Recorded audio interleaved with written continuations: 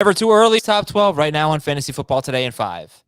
Adam and Jamie here to talk about the 12 best players in the very early January rankings for 2022.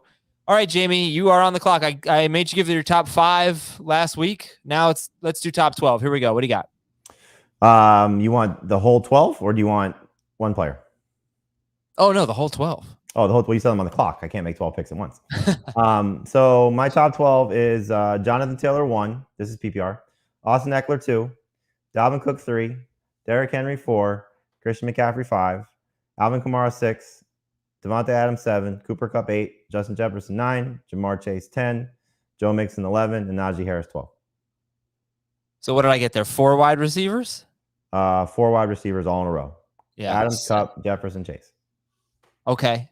8 running backs, 4 wide receivers. Where's Kelsey? Where's Andrews? Whoever you're talking Andrews and Kelsey are 15 and 16 for me. Andrews first. Okay. Let's discuss here. I know the biggest difference that I would have is Cook. I have him 8th.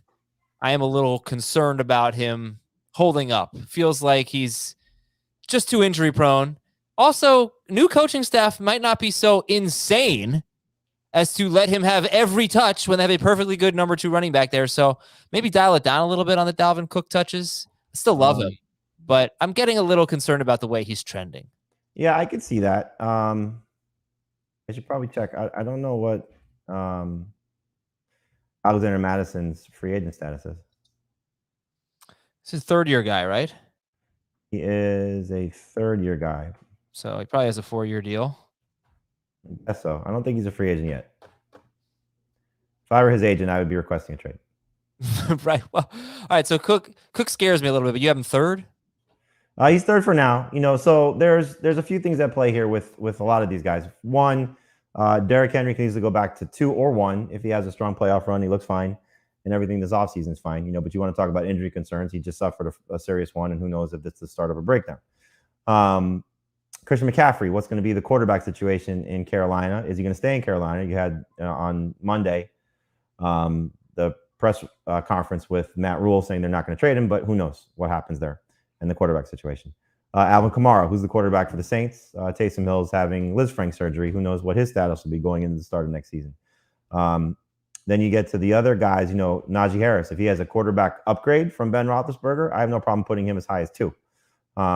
Joe Mixon, where is he going to come out of this playoff run? So there's a lot of things at play for me when it comes to this this draft order so far. But I can see Dalvin Cook sliding down for sure. If the new regime is entirely intent on saving him and preserving him and making sure he has another 2-3 years of this type of production, then sure, he'll fall behind Henry and McCaffrey as of now. I think Jonathan Taylor with 40 catches is. I don't know it off the top of my head, but I will tomorrow. Who's the last guy who had 40 or fewer catches to finish as RB1? I wonder how long it's been. Does that make you nervous? Well, probably last year, right, with Derrick Henry. I don't know if he finished RB1. Did he in full PPR? Derrick Henry in 2020?